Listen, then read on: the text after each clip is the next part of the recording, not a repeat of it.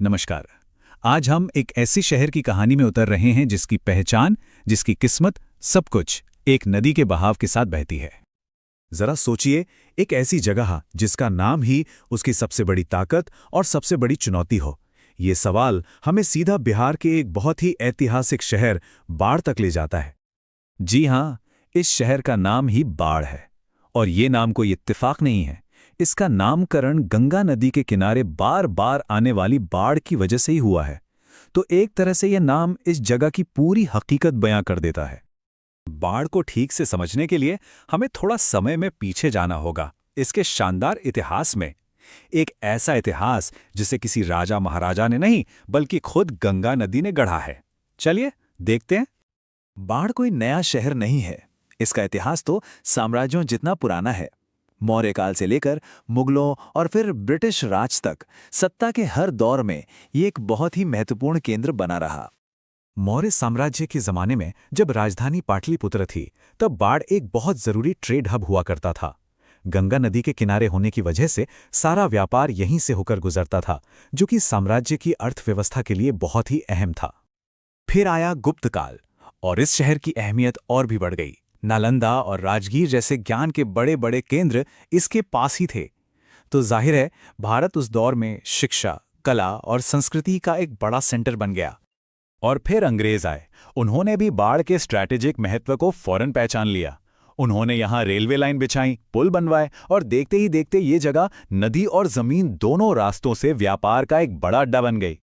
तो अब बात करते हैं इस कहानी के असली किरदार की, गंगा नदी की। ये नदी यहाँ के लोगों के लिए जिंदगी देने वाली माँ भी है और सब कुछ छीन लेने वाली विनाशक भी। यहाँ ना गंगा का एक दोहरा रूप दिखता है।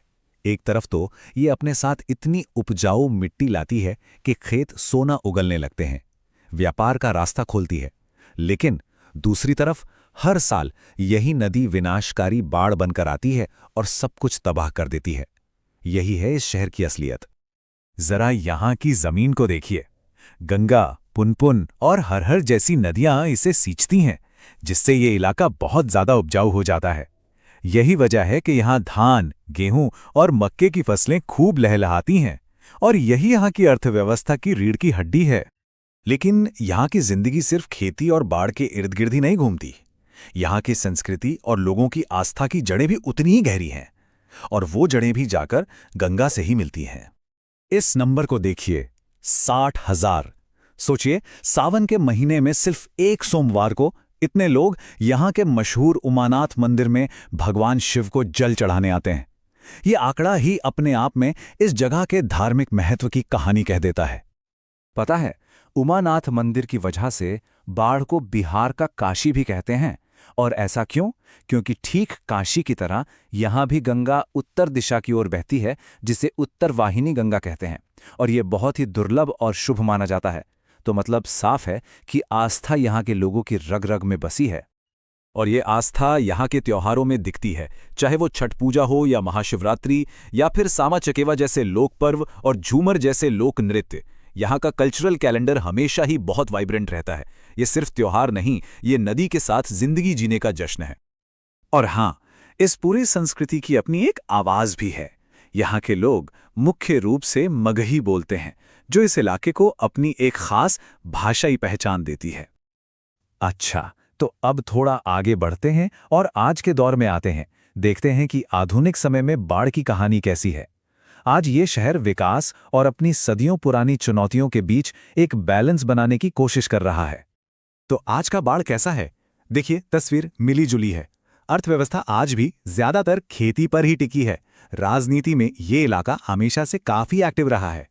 नेशनल हाईवे 31 और रेलवे इसे बाकी दुनिया से जोड़ते तो हैं, पर कुछ चीजें हैं जो अब भी एक चुनौती बनी हुई हैं।